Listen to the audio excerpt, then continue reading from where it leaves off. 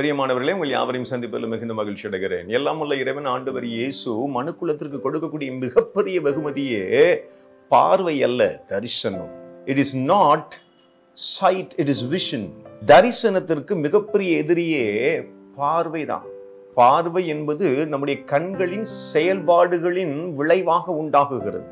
தரிசனம் என்பது நம்முடைய இருதயம் சார்ந்ததாகவே இருக்கிறது. நாம் அன்றாட வாழ்க்கையில பார்க்கும் பொழுது சில காரியங்கள் நமக்கு முன்பதாக நடக்கிறதை நம் கண்கூடாக பார்க்கிறோம்.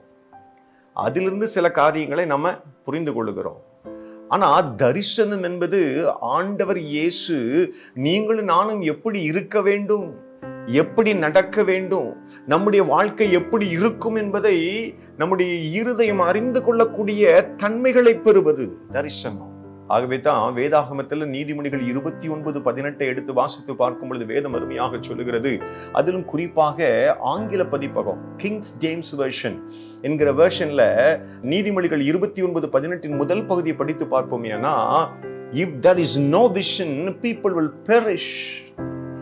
தரிசனம் இல்லாத இடத்துல மக்கள் சிதறுண்டு போவார்கள், அழிந்து போவார்கள் என்று சொல்லி வேதம் சொல்லுகிறது. தரிசனம், தேவன் நமக்கு வைத்திருக்கிற தரிசனத்தை பார்ப்பதற்கு நம்முடைய இருதயம் பழக்கப்பட்டிருக்கிறதா?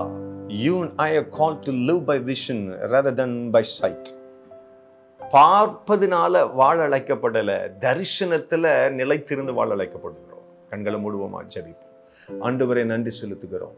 ஆசீர்வதிக்கப்பட்ட இந்த காலை பொழுதிலும் உம்முடைய சமூகத்துல வரும்படியாய் ஆண்டவர் இயேசுவாகிய நீர் எங்களுக்கு தருகிற கிருபைகளுக்காக நாங்கள் நன்றி செலுத்துகிறோம்.